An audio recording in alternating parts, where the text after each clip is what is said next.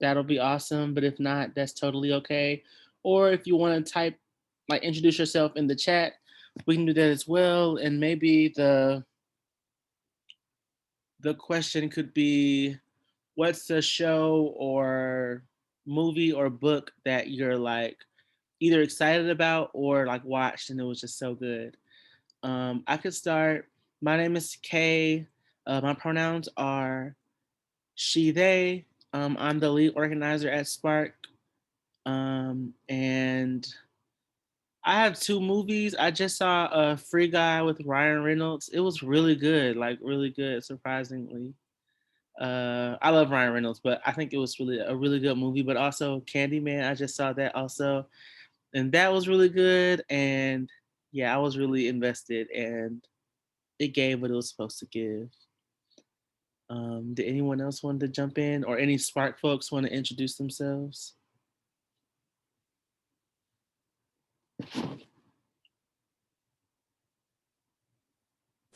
I'm not a Spark person, but I can go. Go ahead, yeah. Okay. Hey everybody, I'm LOI. So I was gonna say Free Guy, but you stole that, so that's cool. Um, so I haven't really seen anything that I'm too excited about to talk about, but I do have some things that I'm excited to see in the future. So season 2 of the morning show is coming back out. I'm clearing my schedule. I'm doing my homework early. I'm getting all that done because if y'all don't have Apple TV or if you haven't seen morning show, like you need to watch it. Like it's probably one of the best shows on TV, like period right now. So yeah, I'm super excited about that. Oh, and You season 2 come out in October too, so I'm excited about that too. Also, Clickbait is really good. I don't know if y'all seen that, but somebody in his room put me on, and wow, I pressed play, and like within 10 minutes, I was just like submerged in something that I wasn't expecting. It's good. Yeah.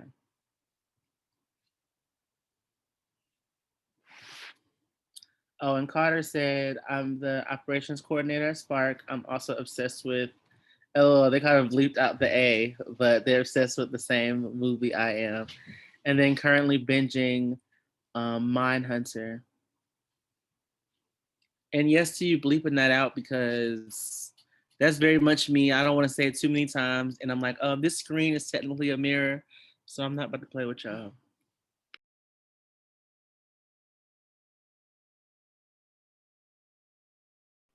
I'm not scared to say it, but at this point, I feel like if I do, I'm a race trader. So I'm gonna go ahead and not do What? that.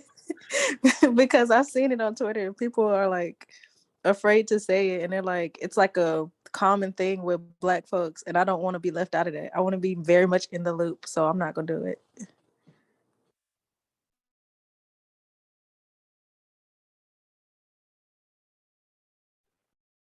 Hey y'all, my name is Erin. My pronouns are she, her, hers. I'm the communications manager at Spark, and I was working on getting us live on Facebook, so I missed the question. But I think it's what's our favorite TV show right now or movie?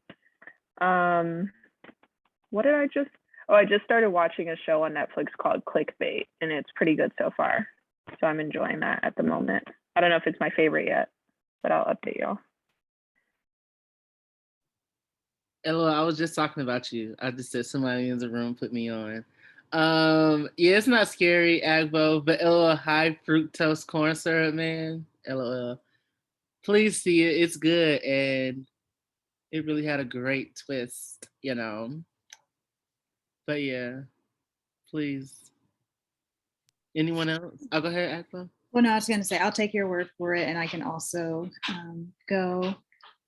My name's Agbo, pronoun she, her, hers. I'm the policy and advocacy director with Spark. I guess the last movie I saw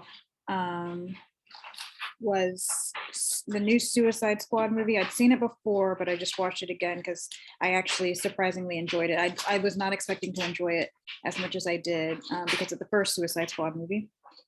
And then show I'm currently binging, also just like another just repeat of, of watching something, but I'm binging Sex Education again. I know the new season starts in a week or so, maybe a couple of weeks. So I'm binging it right now.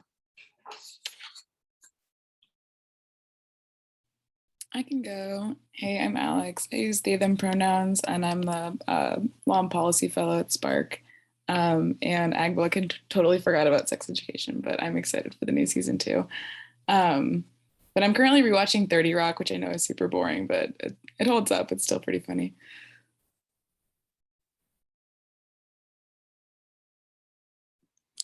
Hi, I'm Bijou, and I use she, her pronouns. I don't really have a show that I'm like anticipating to watch, but I really like How to Get Away with Murder. So I feel like I'm gonna rewatch that soon.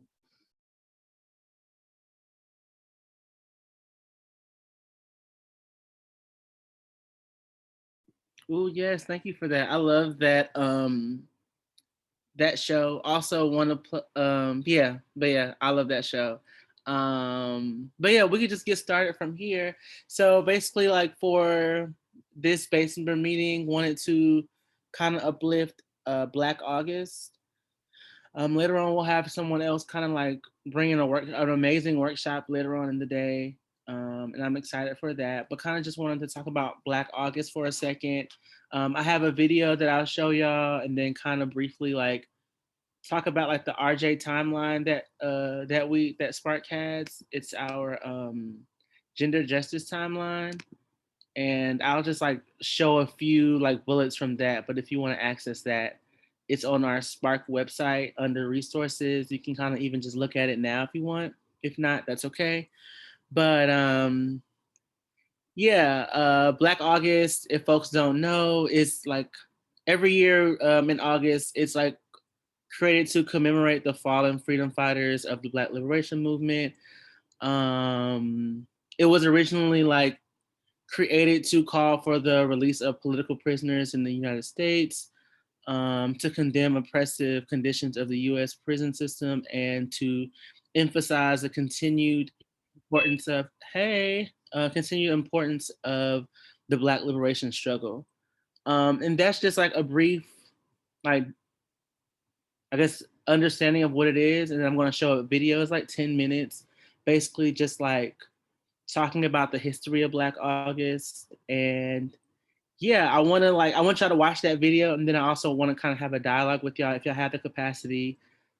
Just kind of talking about like, I don't know, thinking more critically about Black August, and just like even thinking about it from like a queer and trans perspective, or specifically folks who are like left out of a lot of these conversations when we talk about like Black liberation specifically. When we think about like how cis-centered language kind of excludes queer and trans people.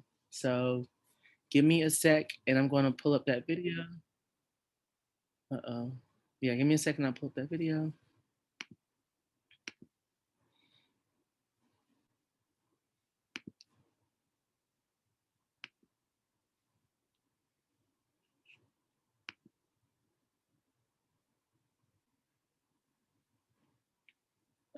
I have ignore my tabs, but I always have hella tabs open. That's just me. I'm chaotic, and that's okay. Um, but can everyone see my screen? I'm not sure. I'm just assuming. Can somebody just say yes? You can see it, or I can. Yeah, I can see it. Cute, cute.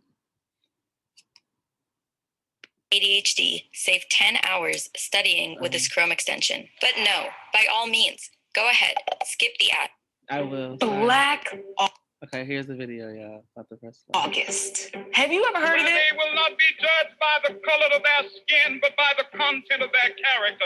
I have a dream today. While many of y'all who are about that social justice life might say yes, I'd argue that plenty more folks have no clue what I'm talking about. Today's baggage, the activism of Black August. It's summertime. And to some, this might mean beach days and barbecues. But to others, August is a month of remembrance. Black August began in the 1970s to honor the life and legacy of incarcerated Black revolutionary George Jackson, who was killed during a rebellion in the San Quentin Correctional Facility. His brother, Jonathan Jackson, and other activists who advocated for prisoners' rights, giving way to the rise of the prison abolition movement. And while Black August is observed in social justice circles, its message of Black power, resistance, and activism is critical to our existence in this country and should be more widely celebrated. But miss me with the whitewashing. So, why August, you say? Let's take a look at the month throughout history. The year 1619 is tremendously significant to African Americans because it's when the first enslaved Africans arrived in America. The date was August 20th, 1619, to be exact. Over a century later, there was the Haitian Revolution. On August 14, 1791, Toussaint Louverture led an army of enslaved people, which ultimately resulted in Haiti becoming the first Black republic in the world. Then there was Nat Turner's Rebellion, which popped off in August 1831. Overseas, Britain's Slavery Abolition Act, which abolished slavery in most of its colonies, took effect on August 1st, 1834. But the legislation was first passed on August 28th, 1833. Which brings us to another monumental date in Black history. Ava DuVernay highlighted August 28th in a film for the Smithsonian's National Museum of African American History and Culture back in 2016. August 28th is significant because it's the date of Emmett Till's murder in 1955, MLK's I Have a Dream speech, and the March on Washington, which took place in 1963. And Hurricane Katrina became a Category 5 storm and hit land in 2005. And in 2008, Barack Obama became the first African American presidential nominee. I accept your nomination for presidency of the United States. Many prominent Black figures like Henrietta Lacks, Marcus Garvey, and Chairman Fred Hampton were born in August, and many of them. So, you want to get hired before summer ends? The hottest tech companies are desperate to hire. Died in this month too. And now back to the origins of Black August. Freedom fighters, resistance organizations, Black liberation organizations have really been taking the month of August, not just to honor the memory of George Jackson's life, but really to challenge the multiple systems that killed him.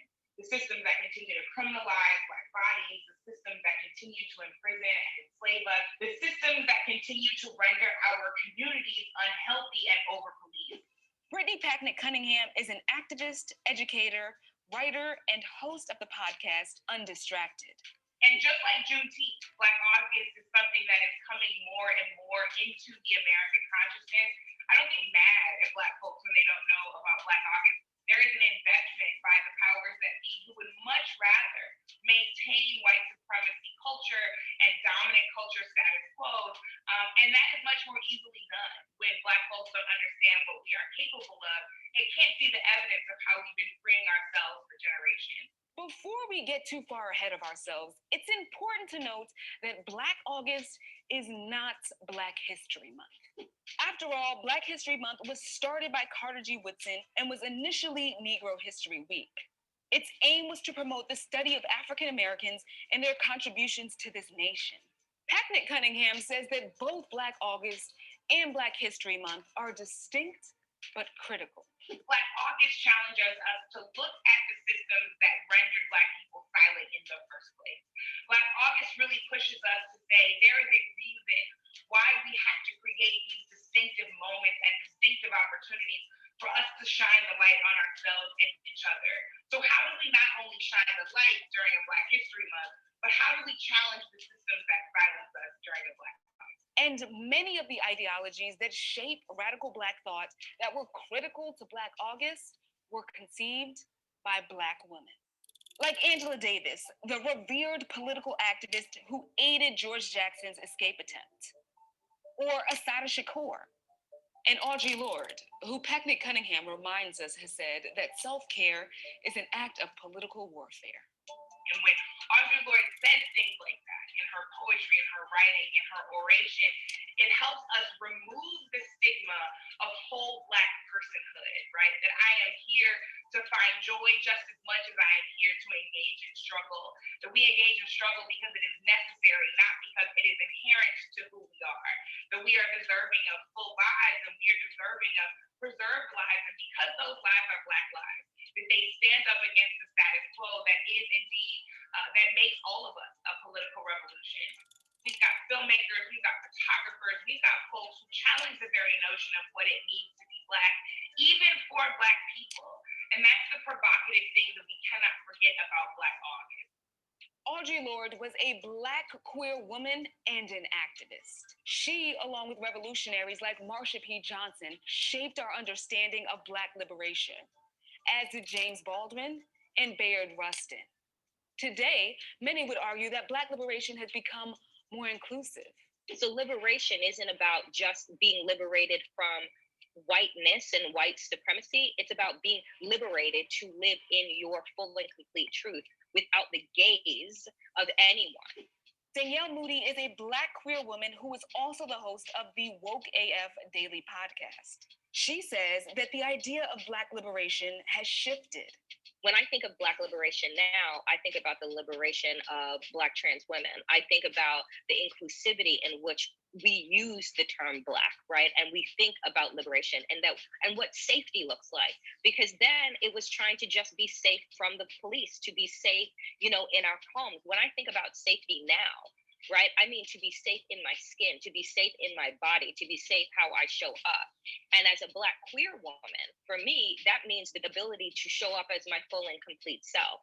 While both Moody and Brittany Packnett Cunningham believe that Black August should gain more awareness beyond social justice circles, they also caution against the observance becoming too mainstream or whitewashed. It's so difficult to maintain integrity of these movements and these experiences, because anytime that things become mainstream, right, like Juneteenth is now going to be a federal holiday, right? But at the same time that you want to make Juneteenth a federal holiday, you also don't want people to understand the context in which Juneteenth became a day of recognition in the first goddamn place.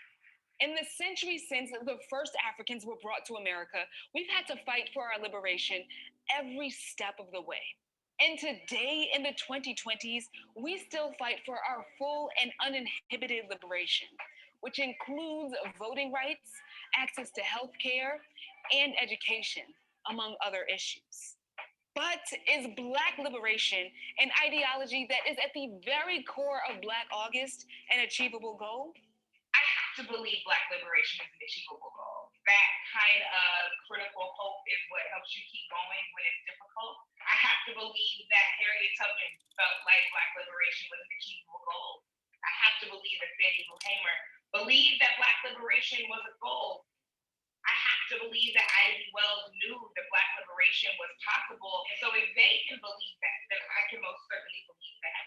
It's hope that looks at the evidence of Black freedom fighters throughout generations who have made us more free today than we were yesterday. And that evidence, that data lets me know that it is possible. Indeed, Black liberation is still the end goal.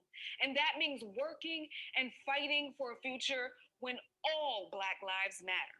While Black August dwells in social justice circles and is very much preserved by activists, it is imperative that we amplify the message of Black power and keep the revolutionary flame burning, now and forever. What's up, y'all? This is Felice Leon, host and video producer at The Root. This will be the very last episode of Unpack That. We wanted to thank you for your likes, for your shares, for subscribing.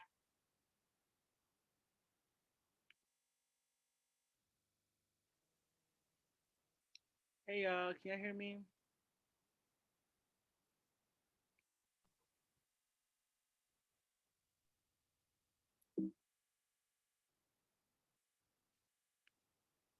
Can folks hear me? Yeah, we can hear you.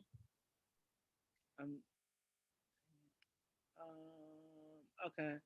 I'm trying to exit the share. Hold on. Take it. Okay.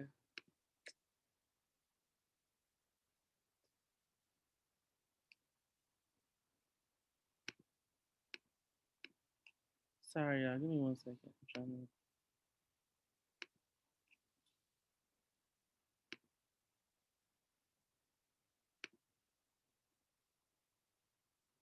Oh, duh. Okay.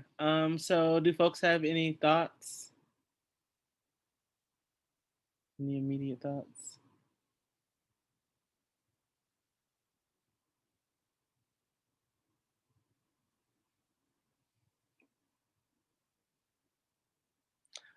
I know for me, when the conversation that they were having about like challenging systems, and I immediately thought about white supremacy, just thinking about like how I like how the other person, can't remember the first name, but something Moody, the Woke AF podcast person, they were talking about like being more inclusive in the conversation and thinking about like queer and trans folks and thinking about like how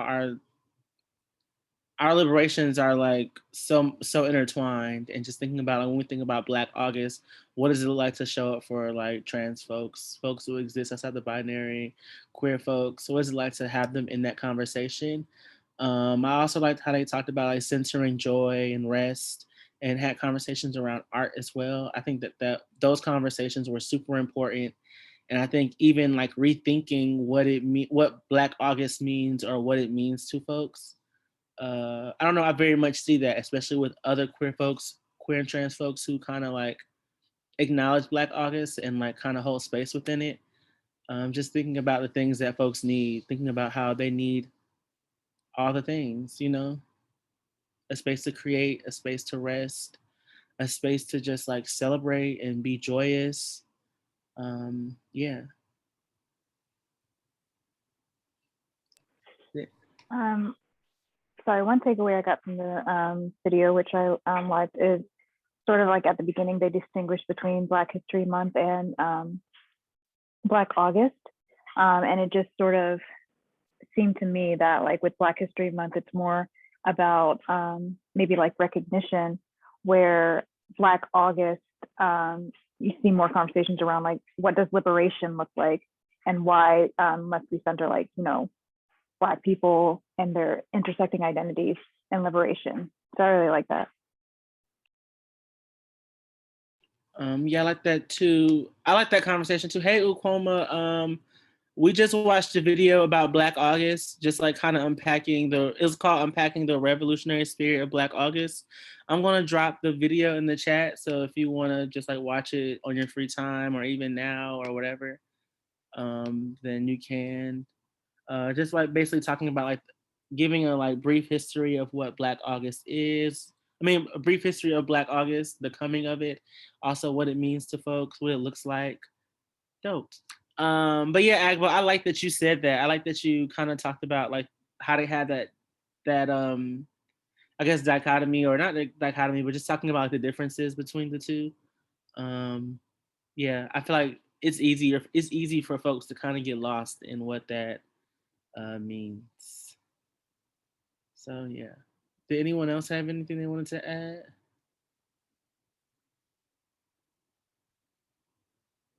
Oh, it's okay.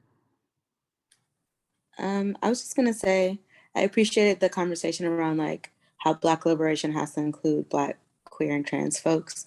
I thought it was interesting that they named like, it's not just about white supremacy, but it's also about homophobia and transphobia. But I would go so far as to say that like homophobia and transphobia are white supremacy, and making sure that like we recognize that as well.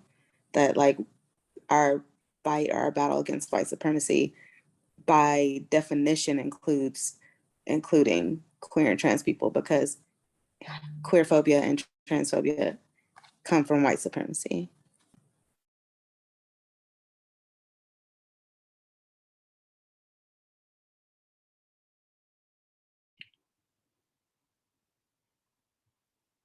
Yeah, same. Yeah, you really hit it with that one, Carter. Also wanted to go back to what Eliwa said at the top of the chat. Any August kids?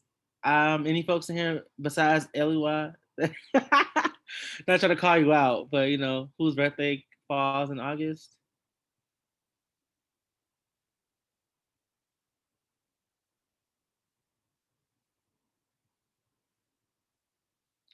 No.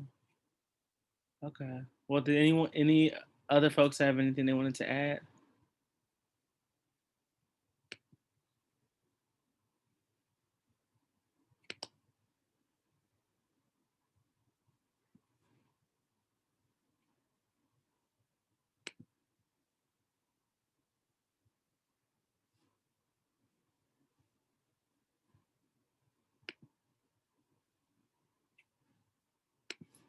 If not, that's okay.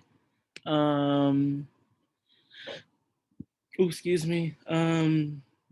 That's okay. I'm gonna share my screen one more time. If folks don't have any lasting thoughts, it's okay. I just wanted to kind of just take you to the gender justice timeline, kind of show you how to get there through the website, and then also just like kind of show you some of the things that are on there. I'm not gonna necessarily like go through it in that way, but just kind of just showing what it looks like. It's a project that we've been working on for a while and very much adding, updating, and just like always, yeah, trying to keep it updated and add things that we think are necessary.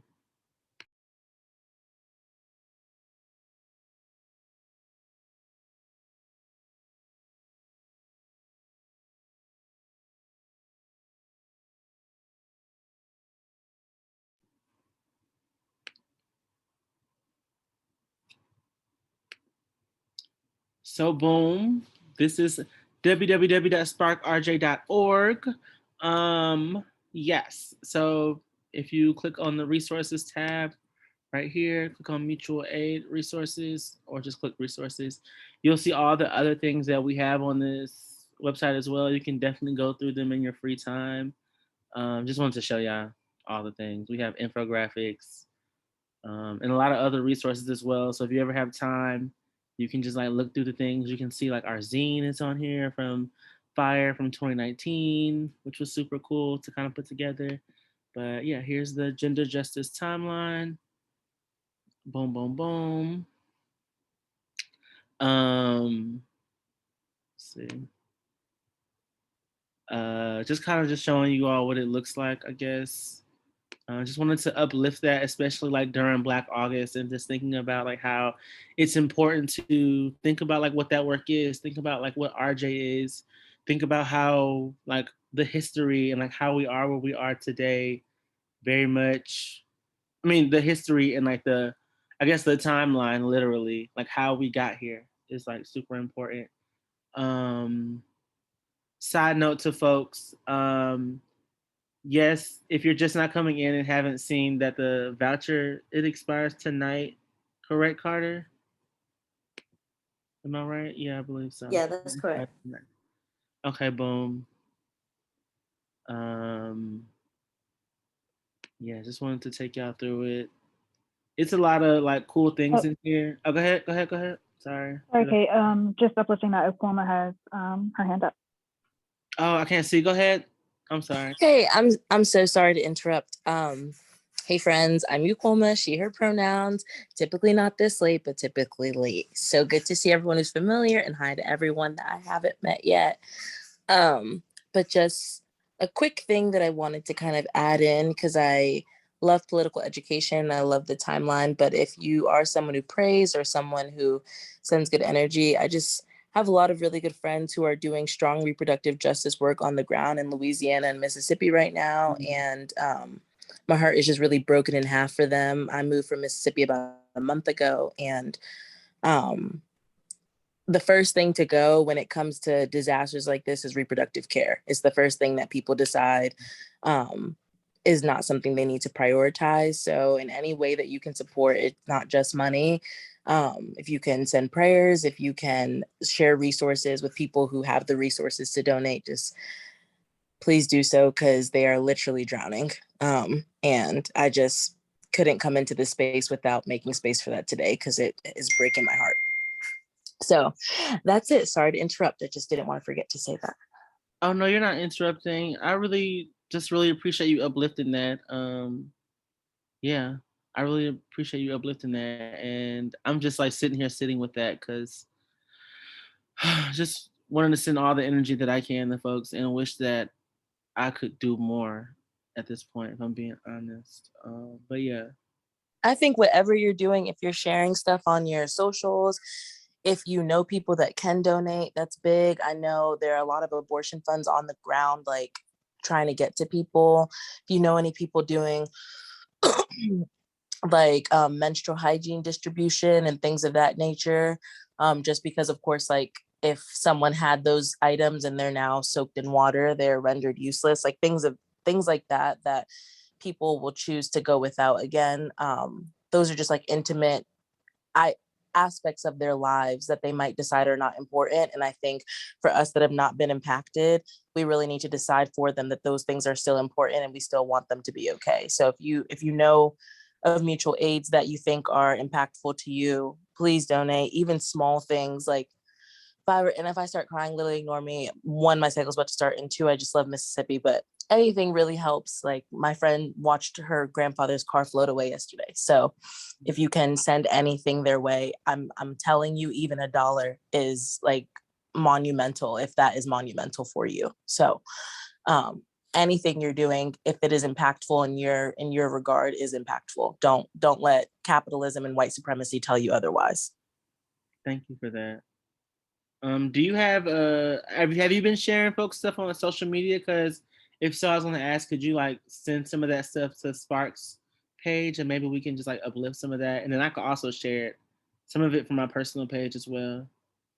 Yeah, I'll send either Carter or Agbo just a list of the mutual aids that I've seen. And again, I'm sorry to distract from your presentation. But I'll send some of the ones that I've seen. But I would just encourage you, if there are people that you follow, the things that they're reposting are probably more like tuned to your interest. And so like support them, uplift them, be very careful of like big organizations that are trying to profit off of this. Like put money directly in folks' pockets. NARAL has more than enough money. Like M4BL has more than enough money. Not to call them out because I love them, but like directly in people's pockets that are on the ground that live there are going to be what I would, in my opinion, recommend to like directly give to. So I'll share the ones that I know. And then what I've just been doing is for my friends that got money, because some of my friends work in IT and fucking got it like that. I've just been like sending them tweets of people like dropping their Cash Apps, dropping their PayPals, and just sending them money directly. I think is really impactful right now. Heard.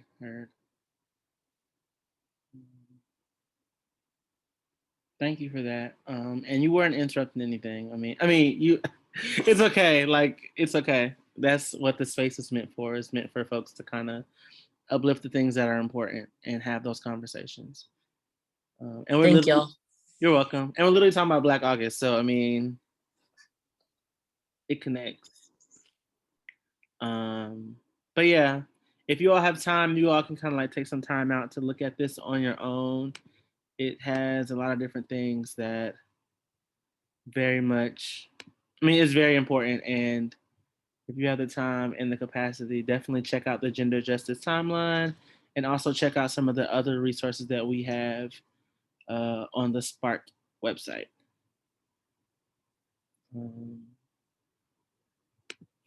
Yes. And thank you. Wait, a lot of places. Thanks, Carter, for sending that link too. Yeah, I just reposted a post that Southern Fried Queer Pride made with just some of the mutual aid funds that they recommended. I think all of them are specific to NOLA. So I look forward to getting the list of folks impacted in other places so that we can uplift that as well. Okay. Did anyone else want to kind of like talk about Black August? Just like their experience. Oh, wait, also want to plug prioritizing areas outside of cities. Our rural folks got hit really hard. Yes.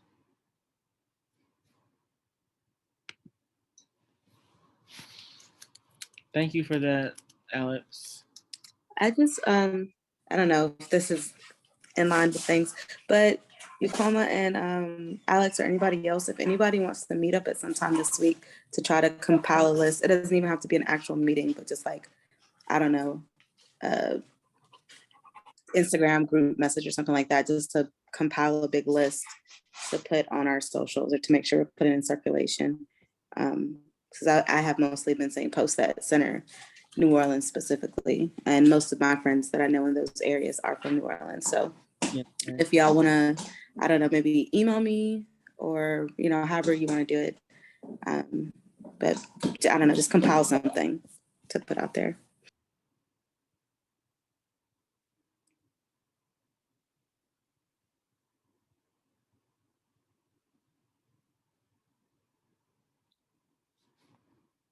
Okay, cool. Oh, perfect. Carter, do you think we should take a break in like 3 minutes and kind of just like transition into the speaker? Yeah, I think that's a great idea. We'll have Lofty joining us at 7 to lead us in our poetry workshop and exercise for Black August. Okay, awesome. Well, if folks want to, they can kind of just go to that Uber Eats link. It's in the chat twice. And make sure you use it today because it expires today because it's the last day of the month. So yes. And we'll be back at 7 o'clock or 6:59, you know.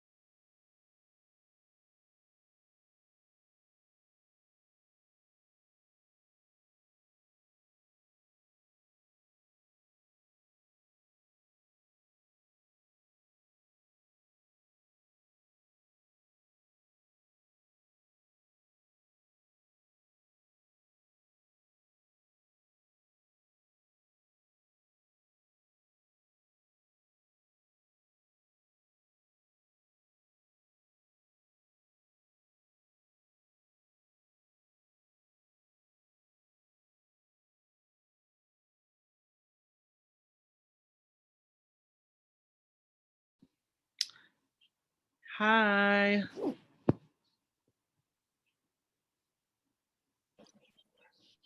Hello. How are you? I'm doing well. How are you? I'm good. My name is Kay. I'll be like supporting you with your presentation. I'll be like sharing it from my screen. So, Do you have, should I send it to you or did Carter send it to you already? oh, Carter already sent it. Great. But yeah, folks are just coming back in about like a minute or two. So if Sounds great. you can start around like 7:02. Yeah. Okay. Perfect. Sounds great. Thank you. 11 o'clock. Sorry. My computer does that. Totally okay.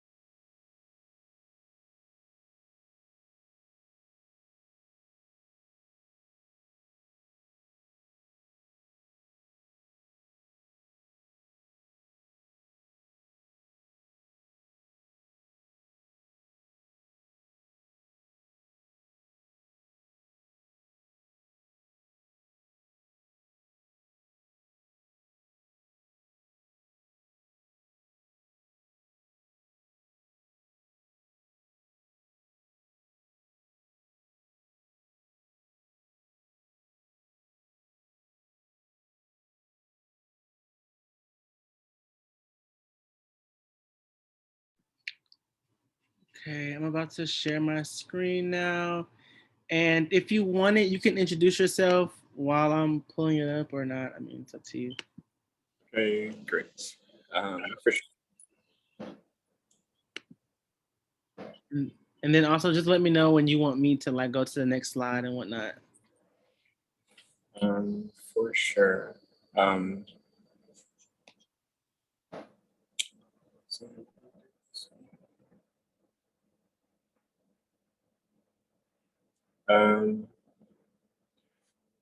While folks are coming in, I will introduce myself. My name is C. Lofty. I will be your workshop leader for the next hour. I'm going to be studying the poetic works of Gwendolyn Brooks. So I was waiting for more people to come in. We'll just sort of sit here for a second.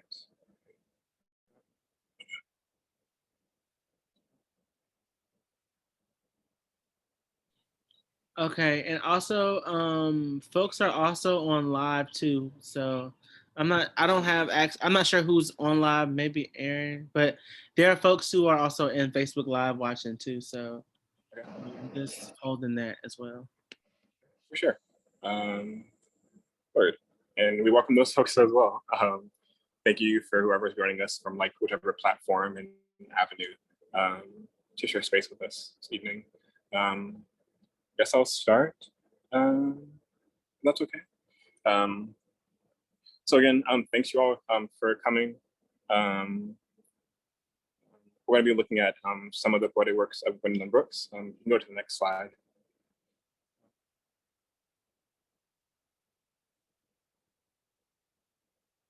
Sorry, hold on. Okay, there we go. Thank you. So this is me. My name is C. Lofty Bowling. My pronouns are they, them, theirs. I'm 22 years old. My interests are critical race theory, poetry, long thoughts, and cooking. I went to school in Western Mass and graduated in May. And so I've been doing like workshops here and there like for a while, and it's been a really fun time. And just want to like give thanks to Spark and the Black August event as well for hosting me, so we can get into some poetry and everything this evening. So thanks for you all. The next slide, please. So the name of our class is called Books as Breaks. In our class today, we will explore the form and themes of Gwendolyn Brooks' poetry, and hopefully feel inspired to write and share the work that we've written in response to what we're going to read today. Some of the materials that we're going to need is just a pen or a pencil and paper, or just like a keyboard and a blank document just to write on we're gonna be looking at like 3 poems today. And so we'll have a bunch of stuff to like meditate on and simmer with and think about and to reflect on. The next slide, please. Cool. So this is just a like short like bio. Gwendolyn Brooks was a highly skilled and talented poet of the Harlem Renaissance.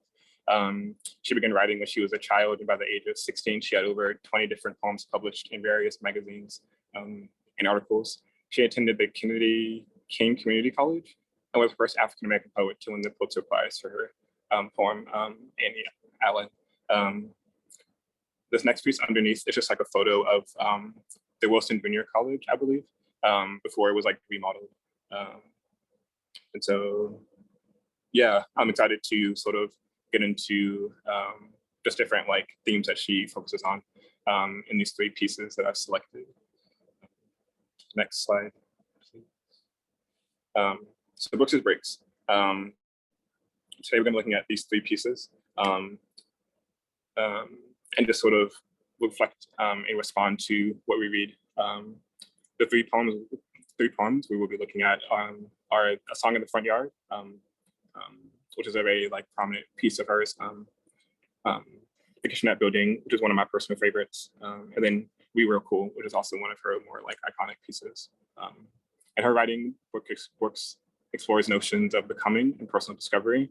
And upon further analysis, she talks about this thing that's called the Black interior and the relationship that subjects have to their spaces and settings, which we can think about as like Black realism, which is a sort of like canon that has a lot of various roots. But I think that Gwendolyn Brooks sort of does a really good job at talking about like what it means to, what it means for your settings to sort of like interact with you in a way that like requires you to think differently and to analyze sort of your moves and your next choices for your own sort of like discovery and self-discovery's sake. I think we get into a lot of that when we get into her pieces. So the next slide, if you can. So A Song in the Front Yard. This piece was published in 1963, actually. Where it can be found is the Poetry Foundation website. That's where we're going to find a lot of the poems, well, all the poems that we're going to be reading today. And some of the themes in the poem are the Black interior, Black realism, personal revelation, and discovery. And if you click the link that says A Song in the Front Yard, it should take you to the page so we can read. Fantastic. And let me get it. Cool. So I'm going to read the first piece, but I would love if folks wanted to volunteer to read the other 2 poems. So this is A Song in the Front Yard. It's a piece that I studied in my undergrad, one of my undergrad classes. Okay. A Song in the Front Yard. I've stayed in the front yard all my life. I want a peek at the back, where it's rough and untended, hungry weeds grow. A girl gets sick of a rose. I want to go in the backyard now, and maybe down the alley, to where the charity children play. I want a good time today. They do some wonderful things. They have some wonderful fun. My mother sneers, but I say it's fine. How they don't have to go in at 8:45. My mother, she tells me that Johnny May will grow up to be a bad woman. That George will be taken to jail soon or late. On account of last winter, he sold our back gate. But I say it's fine. Honest, I do. And I'd like to be a bad woman too, and wear the brace stockings of night black lace and strut down the street with paint on my face.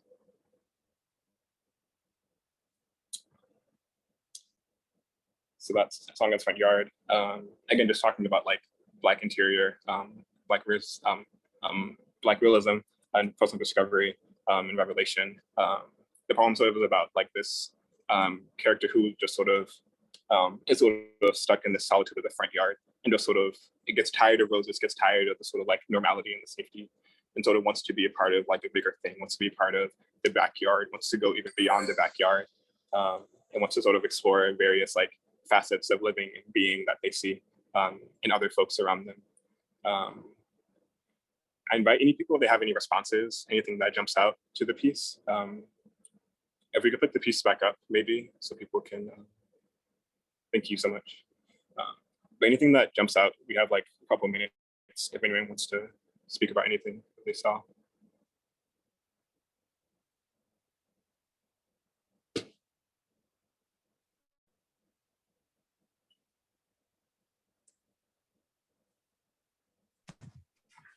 Hello, can everybody hear me? Mm-hmm. Oh, okay. I was just gonna say it sounds kind of like the experience of growing up with Black parents who don't want you to end up as like a stereotype. How she says that so and so, I forget exactly where in the poem it says that so and so will grow up to be like a bad woman, and you know George will be taken to jail, and you know you're not really allowed to explore you know the I guess like the true limits of like your youth because you know your parents don't want you to become this thing that was pressed on them. I guess I don't really have the word to describe it. And in the end, when she says I want to wear like stockings of night black lace and strut down the streets with paint on my face, it also gives me like that restraint that they put on young Black girls to keep us from quote unquote becoming fast and things like that. So that's because something that kind of stuck out to me. I think it's beautiful. Thank you for sharing. I also think it's beautiful. Kay here. Yeah, I don't know. I took it the same way as what Eliwa was saying, but also even just thinking like for me from like my, I don't know, trans experience and just thinking about like, I don't know, just wanting to be free and find this, I don't know, find myself and find my body and love it and do these things that I want to do that affirm me and make me feel good. I want to be in this space. And that's what I kind of hear when I hear those last couple lines as well. Yeah, a lot of Brooks's pieces I feel like bring us up on like when we are able to like sit with them, they bring us to a place where we can really like find where Brooks is trying to liberate, both like where the subject in Brooks's work is trying to liberate themselves, right? And I think that it also points to actual things where like we are actively trying to liberate ourselves from certain conditions and certain ways that we have been like raised. So thank you again for pointing those things out.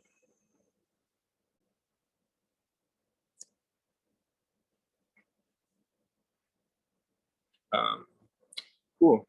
We can move on to the next slide, which is the kitchenette building. So the kitchenette building is one of my personal favorite pieces. It was published in 1945, and again, can be found on the Poetry Foundation website. And the themes in this poem are Black interior, class, and imagination. And if you click the link, it'll take you to the piece.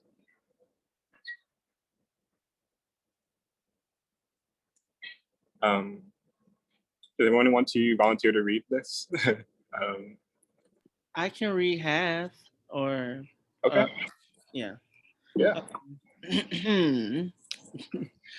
We are things of dry hours and the involuntary plan, grayed in and gray. Dream makes a giddy sound, not strong, like rent feeding a wife, satisfying a man. But could a dream send up through onion fumes? It's white and violet. Fight with fried potatoes and yesterday's garbage ripening in the hall. Flutter or sing an aria down these rooms. I might as well keep going. Even if we're willing to let it in, had time to warm it, keep it very clean, anticipate a message, let it begin. We wonder, but not well, not for a minute, since number 5 is out of the bathroom now. We think of lukewarm water, hope to get it in. Thank you. Mhm. So again, are there any like sort of immediate reflections, anything that pops out, anything that jumps out in the piece?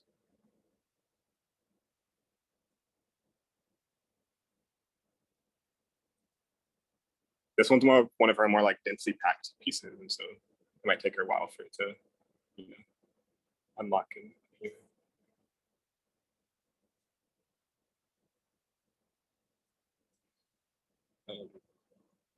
so if there isn't, so perhaps a little bit of like scene setting. So the kitchenette building, or essentially a series of kitchenette buildings, were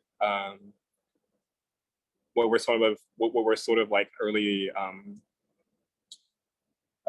like projects, like early like ghettos for Black people in Chicago.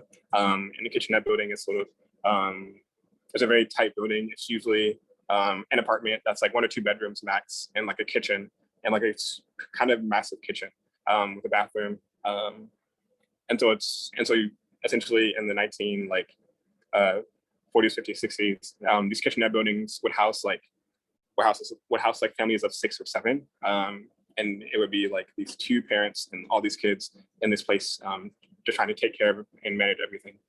And so the poem is sort of talking about like time spent inside of a kitchenette building and sort of time spent inside of one's like apartment there. There's this in the middle stanza that well, not the middle, but the second stanza, we can see there's this phrase. She says, "But could a dream send up through onion fumes, its white and violet, fight with fried potatoes, and yesterday's garbage ripening in the hall, flutter and sing an aria down these rooms?" She's sort of hinting at sort of what the first stanza was getting at, which is this thing about dreams and this sort of topic about dreams. How the word dream makes a giddy sound. However, a dream, but however, like it's sort of asking the question, like, can a dream sort of float through onion fumes, and can it sort of fight in the sky and fight through the air of the fried potatoes and yesterday's garbage in the hall that's ripening? Can a dream like flutter and sing down the hallways into these rooms? She's sort of getting at this notion where even in the kitchenette building, which is this sort of like place meant for like desolation, and this place meant to sort of create like sadness, right? To be this place that we are just sort of like dumped and given.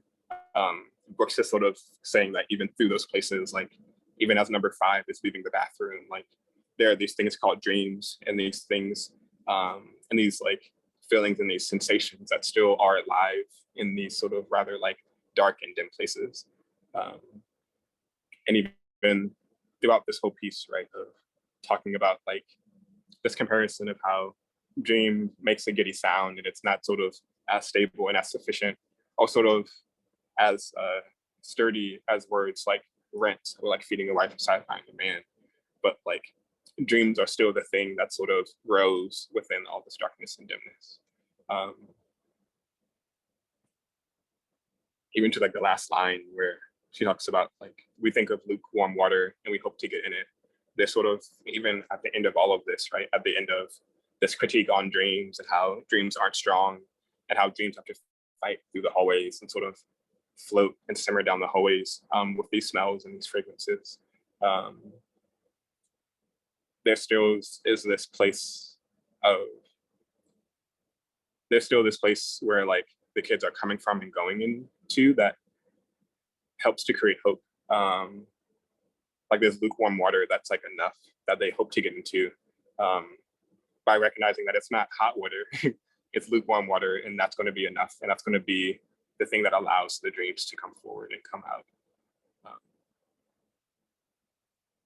I, as you can see, kind of really love this piece, and I think that Brooks does a lot of like wonderful things and wonderful maneuvers in this poem.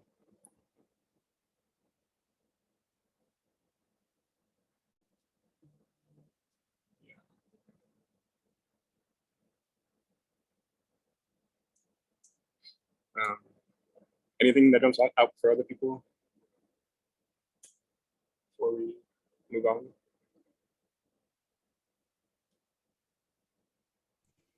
I just wanted to point out one thing that I kind of got from it, and I can't really attribute it to anything that I see in the poem, but it kind of gives me like cooking in the kitchen with like a bunch of women and like all the stuff they talk about, and like it being the literal opposite of like what happens in a barbershop. Mm. Yeah, that's just kind of like the feel that I get from it. Mm. Do you feel like there are certain parts of it that bring out that notion that's different from our barbershop? I don't know. It's just like on site when I saw like dream makes a giddy sound, not strong like rent, feeding a wife, or satisfying a man. Even though I know those aren't literal translation, I mean, I know that's not like a literal representation of what they would be talking about. I guess like those two lines kind of just like they kind of feel like gossip to me, or just like just like I don't know, random things that people will be like cackling about in the kitchen or something like that. I don't know. Yeah, no, for sure.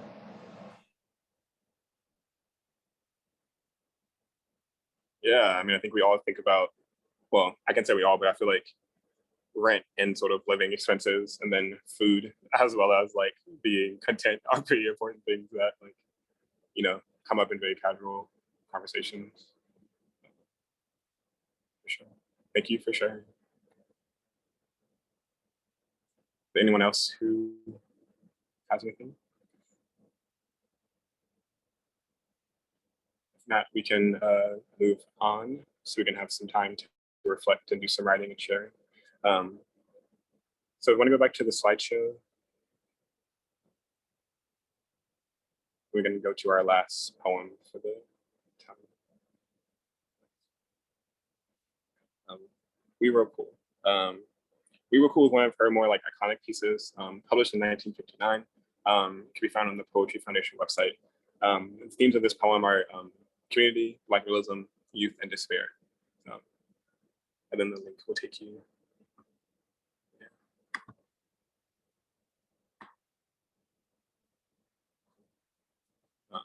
Super short, pretty iconic. Any volunteers?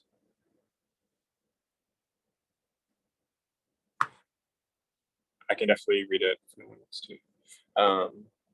I actually watched a video today about where books read this piece. There's also a song by this guy who uses this sort of rhyming scheme as a chorus. That's kind of cool. Anyway, so we were cool. The pool players, 7 at the Golden Shovel. We real cool. We left school. We lurk late. We strike straight. We sing sen. We fin Jen. We jazz June.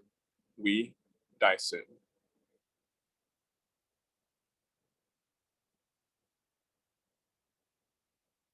That's the whole piece. What are some like sort of things about forms, right? So thinking about how the piece is even just written on the page, what are some things that are jumping out to us? Definitely the wheeze. It sounds like, like a group of people who always hang out together, or like they're a strong, tight community or something. Also the spacing, and also like the spacing indicating like the tone and like the pace overall. I think that's super important. It's like a beat. Mm-hmm. Yeah, it loops back, so it keeps repeating. Sure. Anything else that folks see?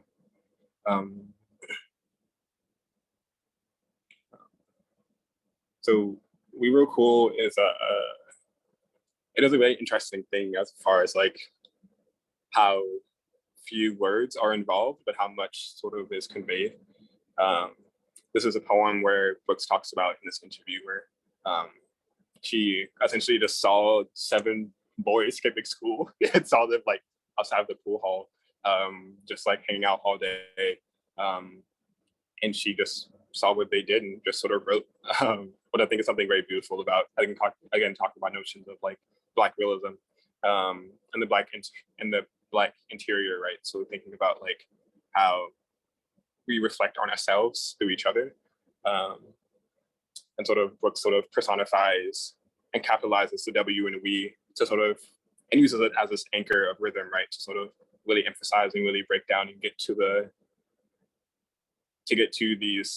this notion of like community, to get this notion of like we, like you and me together, us, like we are real cool. Like we really are really cool, and we really did leave school, and we really about to like lurk late, and we're really gonna strike straight. We're gonna sing, and we're gonna thin Jen.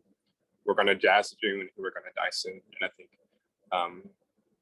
through sort of tying herself with her observations that she sees of these 7 boys, she's able to sort of, I think, get into a pretty like coherent like rhythm that this action, right, is like rehearsed in, of these 7 boys to grow up to be 7 men at a pool hall, thinking that they're real cool and all this jazz.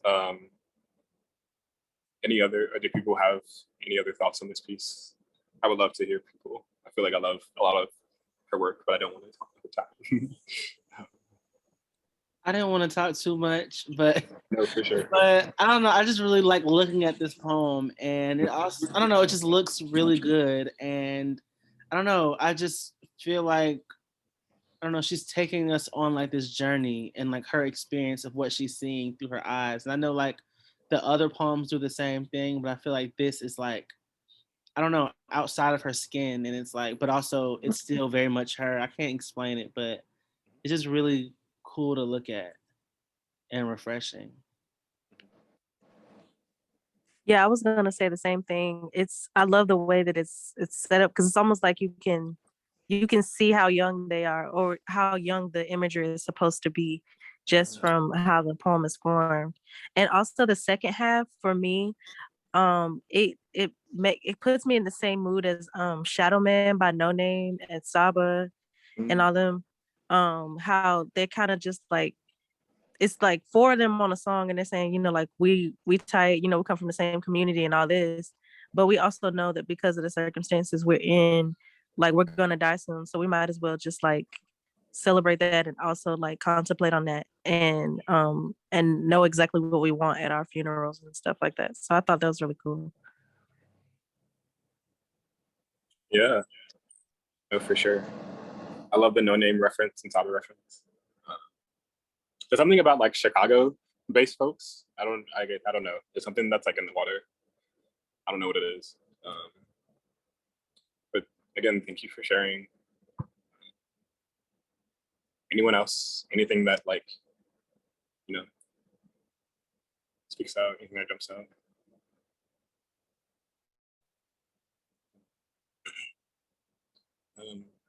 As a closing comment on the piece, I love this piece. I think for what both of you guys were saying earlier, just about like, it's very refreshing, and I think in a sense that I think it's very like, it's very clear, right? I think a lot of poetry finds itself very muddy, or is very muddled to get to a certain image, or to get to the point, or to get to, like what is even happening. But I think that through the use of like having these very short lines, these like 3-word lines, and capitalizing we, and having this like very intentional like period after every like 3 words, really again gets to that sort of clearness and that conciseness that I think Brooks is like, it shows how like ambidextrous she can be, right, in poetry styles, from having like denser work like The Kitchenette Building, to having more narrative work like A Song in the Front Yard, and to having more like clear and concise work like We Were Cool.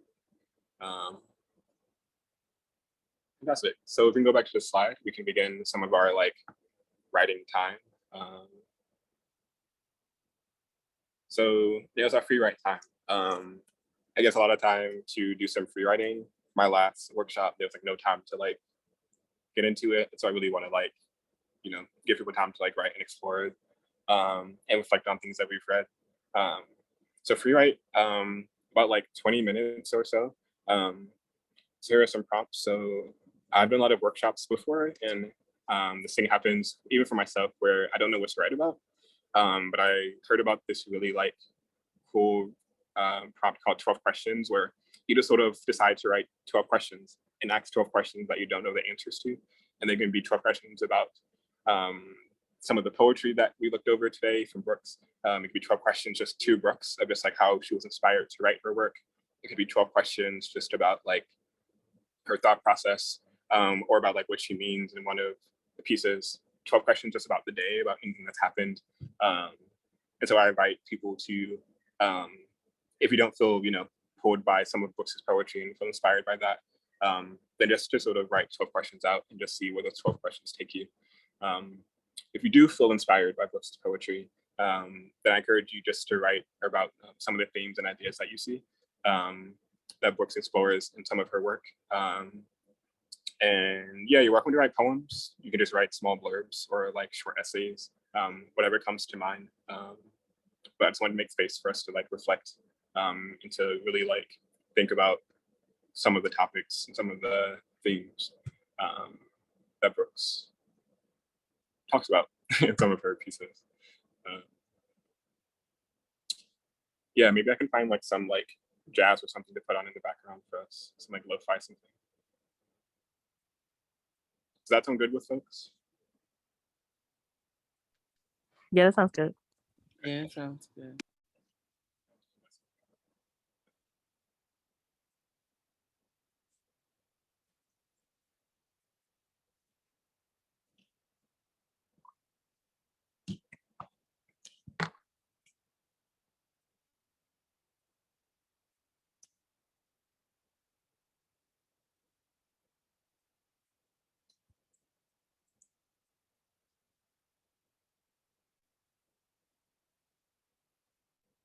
Also, if someone wouldn't mind putting on like a timer, if that's okay, if that's possible, okay.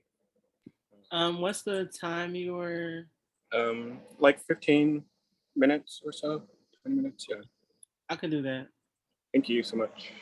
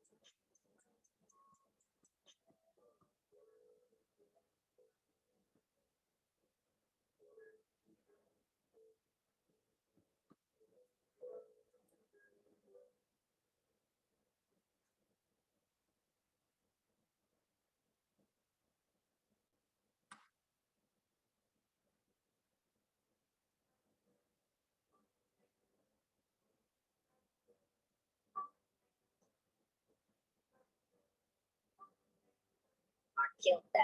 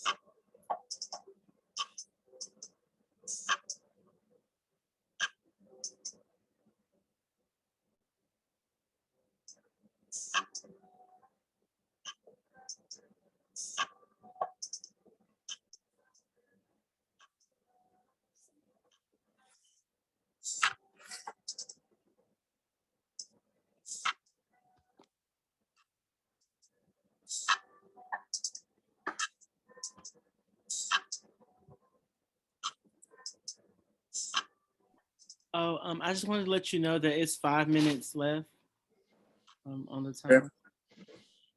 Thank you so much. 5 minutes left, folks. So in 5 minutes, let's wrap up and then find a place to stop and share and reflect together. Thank you.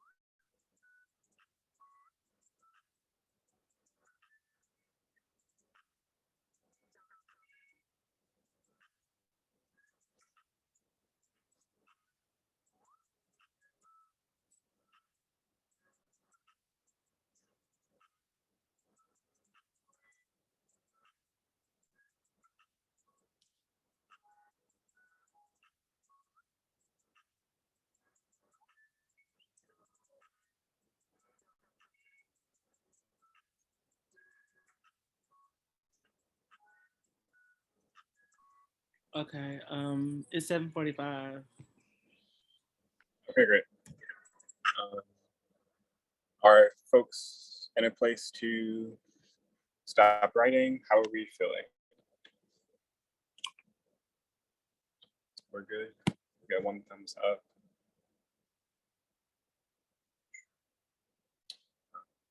Two thumbs up. Very cool. Or does anyone want to just sort of share any thoughts that like they wrote down, anything that like, well, how about this? Why don't we do like our names, pronouns if we're comfortable, and then sort of talk about like, yeah, things that we saw in versus poetry or just questions that we wrote down.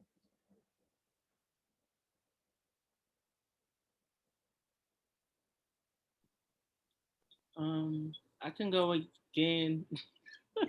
For sure. Oh, sorry. You're okay. No, definitely. I'm here for it. Okay. So my pronouns are she, they. My name is Kay. I kind of struggled a little bit with the questions, but I have two. And I can read them. So my first question is specifically referring to We Real Cool. And I was trying to figure out how to frame the question, but this is what I wrote. Would you say in the line when this is I guess toward her, but would you say in the line we die? I mean, yeah, with the line "we die soon," quote unquote. Does it uplift a communal narrative about Black trauma, or is it an intersectional dive on what it means to be young, Black, and radical? Is this a literal death or like a socio-political one? And then also, does it represent the birth of something new? Question mark. Um, yeah, that's my question. That's like the one I wanted to uplift the question. Yeah. Those are great questions. Thank you. I don't think I had ever thought about that death as a more like transfigurative death. Mm-hmm. Yeah, it could be so much, you know. I don't know, but I just that line really sat with me. I'm like, dang, could this mean more, or is it just as it?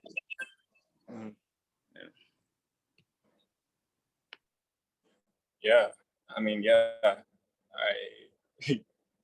because I think that if it's more right, then it sort of brings us to a place where we have to think about what is part two to Reroku, right? Like what is after that? Yeah. Sorry about pressing enter. My bad. That's totally okay. Would you mind bringing up the poem actually of Reroku? That's a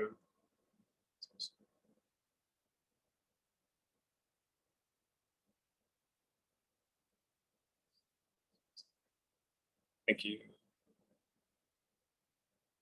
Yeah, because she stops it on die soon. She doesn't like repeat the we.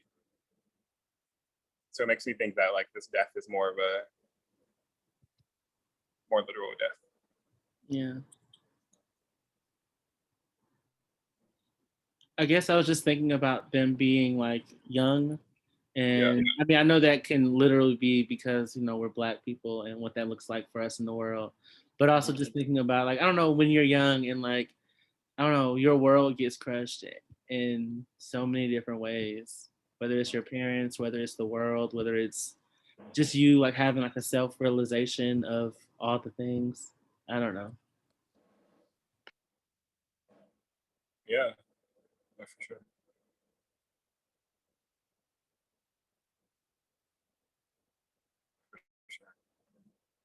Yeah, I think. Oh, No, yeah. I think I went too early. Hold on. No, you're okay. Definitely go. Oh, okay. Yeah, I had a bunch of questions for the author because when it comes to other people's like writing processes and like background, I'm real nosy. So, hold on, let me get to my notes. So my first question was, using the resources, I guess like your environment around you or like resources from your environment, describe your surroundings, like as far as your origins and upbringing. So for example, like if someone asked me this question, I would use like red clay, honeysuckle, the heat of the South, like willow trees, things like that. And I know that being in Chicago, it won't necessarily be like natural resources, but I would like to hear from someone who grew up in a more industrial environment to kind of answer that question and just see like what they think of are like common themes of their upbringing. Another question, hold on. Like from a bird's eye view, describe your momentum towards writing. I know that there's always a very significant moment that kind of leads people to writing or doing art in general. But I think sometimes when we describe it, we just say, oh, I've been writing since I was 12, or I've been doing art since I was, such and such age. But like specifically what led up to and inspired her to, start writing. My next question would be, what was her favorite class to take? I always love to ask authors these questions because I think sometimes it's English, but you might be surprised by the answer. So yeah, that was one of the questions. And also like most influential experience, as far as writing. A lot of us have those cornerstones that kind of give us our edge and like is the core of your experience and your voice when it comes to you being an author. So I would like to know that, and what gave her this very unique voice. Also, what's one of the biggest consequences of her writing? Sometimes when we create art, it the fallout is a little bit different from what we expected, or like the response is not what we expected, or maybe it is, but just what's the biggest response or something that influenced her or affected her as far as as an effect of her writing. And my last question would be for her to leave her legacy in one sentence. So with one sentence, to say like, if she could just have one last sentence to say to the world about herself for the rest of time, like what would it be? So yeah. Like a one sentence like autobiography. Yeah.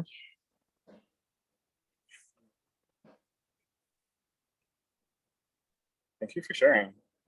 Those are also great questions.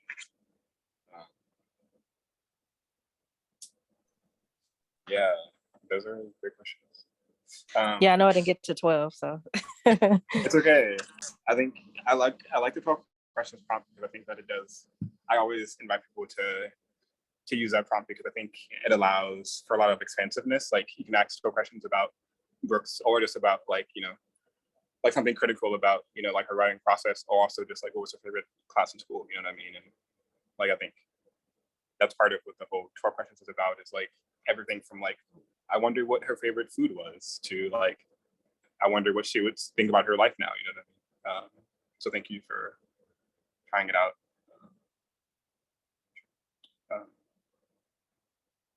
Other folks that wrote like poems or just sort of wrote like small bullet points about any of the pieces?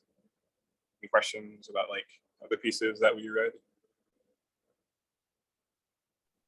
I can go. My name is Erin. My pronouns are she, her, hers. One of the themes that I love in her poetry are that they just talk about Black life and Black identity and kind of these like mundane pieces of our culture that like we can all resonate with. Like, well, maybe not everybody, but I feel like a lot of Black folks can resonate with like a pool hall or the energy of a pool hall, and then like a small kitchen with a lot of people being inside of it. So I just feel like it's super relatable as a Black person, and it feels like home kind of reading her poems. So yeah, that's all I got. Thank you for sharing.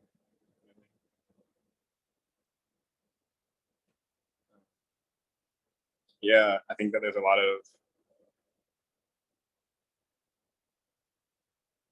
in this interview that I was watching with Brooks earlier, she talks about just like the nuance, like a lot of the mundane nuances that she tries to get in her writing. Sort of like she allows for her work to like live and breathe and its own type of like independent way. That's not super like spectacular, right? Like she's not using any grandeur language. She's not like citing anything in any other sort of like place or like element outside of just sort of her observations and what she sees around her, which is just sort of like blackness and black being, or black non-being if we want to get like more technical.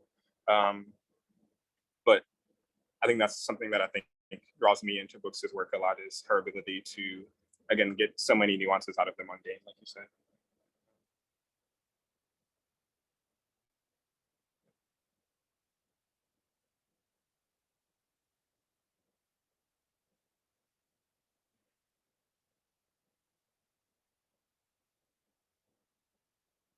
Any other pieces?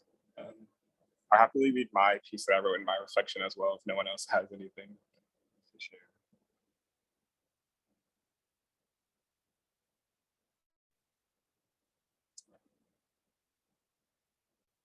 We have about 4 minutes left as well.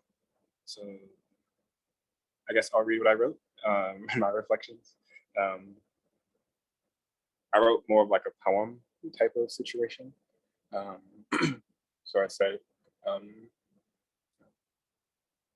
so Brooks breaks lines of life down for us, and we sip the sweetness from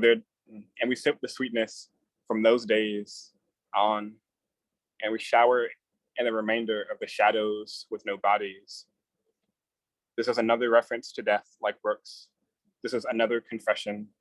I am more convinced that death loves us, rather that we are being hunted. And I'll read it like one more time. Brooks breaks lines of life down for us, and we sip that sweetness for days on end. We shower in the remainder of the shadows with no bodies. Yes, another reference to death. Yes, Brooks makes one of those too. And yes, another confession. I am more convinced that death loves us, than we are being hunted.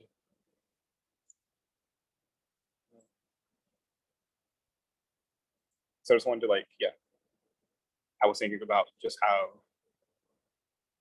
she very much casually ends on this note of like us dying soon. And again, thinking about like the mundane and thinking about sort of like using a lot of our writing to reflect on what we're seeing, but also in like her other work of not letting just what we're seeing limit us or like stop us, but sort of being able to like using writing and poetry as a means to like liberate ourselves out of and through those things. Like the dreams that fight with like the onion fumes, or even just like seeing beyond the front yard into the backyard, into the alley, into like the spaces just beyond these confines. And even what it means to like leave school, and to like skip school and to do all these things. So I wanted to also just talk about like the mundaneness of like sipping something to drink and like being like showered by something, and like confessing about this confusion, right, of like not knowing if death has a relationship to us, right, or if people are just killing us, or if people just sort of find themselves like hunting us, or that like we're being hunted. And I think again talking about a lot of like nuances and the like mundaneness, those things.